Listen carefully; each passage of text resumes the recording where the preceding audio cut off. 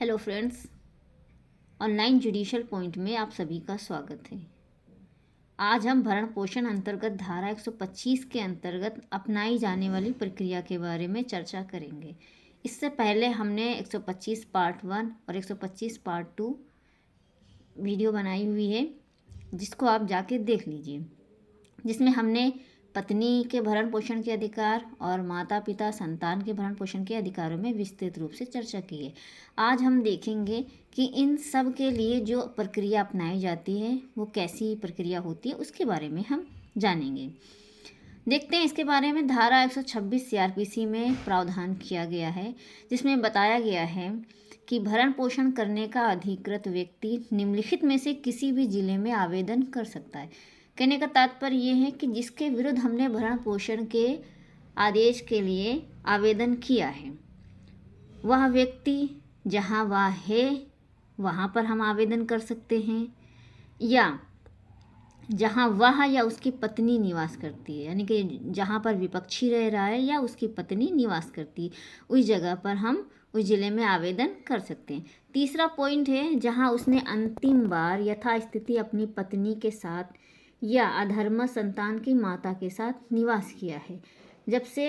दोनों पक्षकार अलग रह रहे हैं, यानी कि अंतिम बार जहाँ बतौर पति पत्नी निवास किए हैं, उस ज़िले में भी आवेदन कर सकते हैं। आगे देखते हैं 126 खंड 2 में हम आते हैं, तो उसमें हम देखते हैं कि जो भी कार्रवाइयाँ न्यायालय में की जाएंगी वे सभी कार्रवाइयाँ ऐसे व्यक्ति की उपस्थिति में होगी जिसके विरुद्ध वाद दाखिल किया गया है। वह व्यक्ति, न्यायालय की भाषा में हम लोग लिखते हैं उसे विपक्षी कहते हैं, तो ऐसे व्यक्ति की उपस्थिति में ही सारी कार्रवाइयाँ की जाएंगी जब तक उसे व्यक्तिगत हाजिरी से अभिमुक्ति ना दे दी गई हो। ऐसी दशा में कार्यवाही अभियुक्त के अधिवक्ता की उपस्थिति में की जाएगी। आप लोगों ने देखा होगा कोर्ट में कि जब विपक्षी नहीं आता है तो उसके ना आने पर हाजिरी माफ़ी लगाई जाती है, यानी कि सामान्य नियम यही है कि प्रत्येक कार्यवाही विपक्षी की उपस्थिति में ही की जाए, परंतु अगर वो नहीं होता है आता है तो उसकी अनुपस्थिति पर जरिए अधिवक्ता हाजिरी माफ़ी दी जाती है। अब हम ये देखेंगे कि जो 125 के अंतर्गत अपनाई जाने वाली प्रक्रिया होती है वो कैसी प्रक्रिया होती है। तो वो समन मामलों में विहित प्रक्रिया अपनाई जाती है। तात्पर्य है कि जो समन मामले में जो प्रक्रिया अपनाई जाती है वही प्रक्रिया धारा 125 के अंतर्गत भी अपनाई जाएगी। परंतु यदि मजिस्ट्रेट को समाधान हो जाता है कि विपक्षी जानबूझकर तामील से बच रहा है, तो न्यायालय वाद को एक पक्षी रूप से निर्णित कर सकेगा, यानी कि विपक्षी पर कई बार ज़रिए सम्मन भेजा गया हुआ है, उसके फिर भी वो जानबूझकर बच रहा है, नहीं आ रहा है, तामील नहीं हो पा रही है,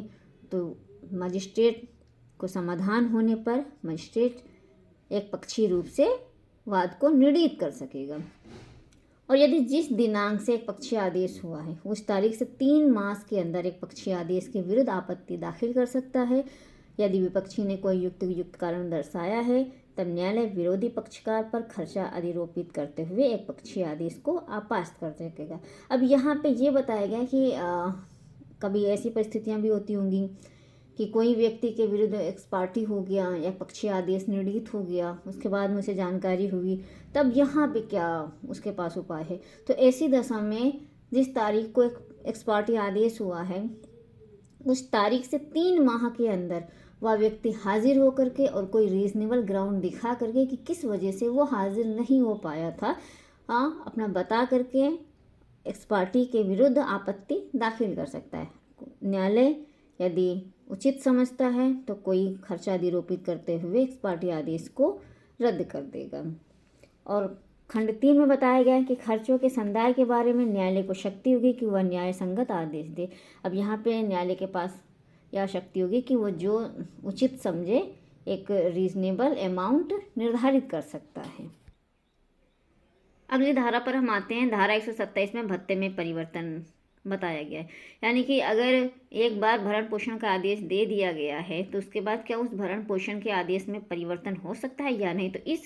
प्रश्न का जवाब धारा 127 में बताया गया है, जिसमें बताया गया कि भत्ते में परिवर्तन। इसमें बताया गया कि 125 के अधीन भरण पोषण के लिए अथवा अंतरिम भरण पोषण के लिए मासिक भत्ता पाने वाले यथास्थिति अपनी पत्नी, संतान, पिता या माता को मासिक भत्ता देने के लिए उसी धारा के अधीन आदिष्ट किसी व्यक्ति की परिस्थितियों में तब्दीली साबित हो जाने पर मजिस्ट्रेट भत्ते में ऐसा परिवर्तन कर सकता है जो वो ठीक समझे। तात्पर्य कि अगर ऐसे व्यक्ति के विरुद्ध भरण पोषण का आदेश दिया गया है और उसकी स्थिति में परिवर्तन आ गया है तो उसे कुछ बातों को साबित करके उसके विरुद्ध आदेश जो दिया गया है उसमें परिवर्तन किया जा सकता है। क्या क्या बातें हैं हम आगे देखते हैं।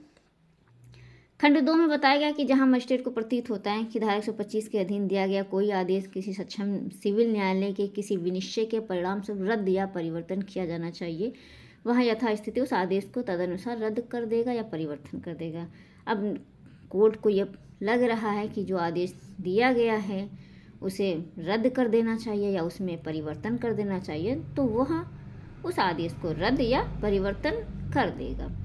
खंड 3 बताता है कि 125 के अधीन कोई आदेश ऐसी स्त्री के पक्ष में दिया गया जिसके पति ने उससे विवाह विच्छेद कर लिया या जिसने अपने पति से विवाह विच्छेद प्राप्त कर लिया है, वहाँ यदि मजिस्ट्रेट को समाधान हो जाए। अब परिस्थितियाँ ऐसी हैं कि विवाह विच्छेद जैसी बात आ रही है, पति ने या तो पत्नी को से विवाह विच्छेद कर लिया या पत्नी ने पति से विवाह विच्छेद कर लिया है, तो वहाँ पर कुछ बातें देखनी होगी।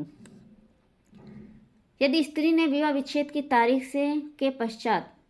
पुनः विवाह कर लिया है तो वह ऐसे आदेश को उसके पुनर्विवाह की तारीख से रद्द कर देगा। हमने आपको पिछली क्लास में बताया हुआ था कि अगर कोई स्त्री ऐसी है जिसने विवाह विच्छेद कर लिया है, उसके पति ने उससे विवाह विच्छेद कर लिया है और उसने पुनः विवाह नहीं किया है, तो वह स्त्री भरण पोषण पाने की हकदारिणी होती है। परंतु यहाँ पे बताया गया अगर उसने विवाह विच्छेद करने के बाद पुनः विवाह कर लिया है तो वह भरण पोषण की हकदारिणी नहीं होगी और उसके विरुद्ध अगर ऐसा कोई आदेश भरण पोषण का दिया गया है तो जिस तारीख से उसने विवाह किया उसी तारीख से उस आदेश को रद्द कर दिया जाएगा। दूसरी परिस्थिति देखते हैं, इस स्त्री के पति ने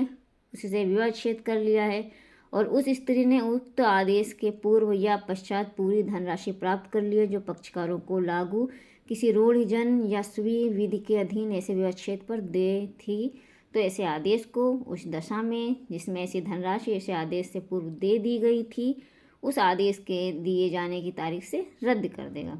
किसी अन्य दशा में उस अवधि की यदि कोई हो जिसके लिए पति द्वारा उस स्त्री को वास्तव में भरण पोषण दिया गया है, समाप्ति की तारीख से रद्द कर देगा। कोर्ट में आप लोग देखते होंगे जब पक्षकारों के बीच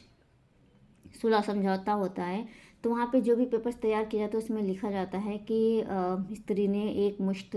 रकम प्राप्त कर लिया है या एक मुश्त धनराशि प्राप्त कर ली, वो इसी खंड के अंतर्गत बताया गया। अगर ऐसी कंडीशन आती है तो वो महिला भरण पोषण की हकदारिणी नहीं रहेगी। गाँव में देखते हैं तो उस स्त्री ने अपने पति से विवाह विच्छेद कर लिया है और उसने अपने पुनः विवाह विच्छेद के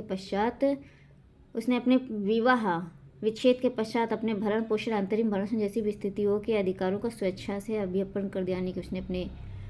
अधिकार को त्याग दिया है, तो उस तारीख से उसके आदेश को रद्द किया दिया जाएगा जो उसके विरुद्ध भरण पोषण प्राप्त करने का दिया गया था। खंड 4 बताता है इसके बारे में कि 125 के अधीन कोई भरण पोषण या अंतरिम भरण पोषण के लिए अथवा उनमें से किसी के लिए कोई मासिक भत्ता संदाय किए जाने के आदेश दिया गया है, वसूली के लिए डिक्री करने के समय सिविल न्यायालय उस राशि की भी गणना करेगा जो ऐसे आदेश के अनुसार में भरण पोषण अथवा उनमें से किसी के लिए यथास्थिति मासिक भत्ते के रूप में उस व्यक्ति को संदाय की जा चुकी है या उस व्यक्ति द्वारा वसूल की जा चुकी है।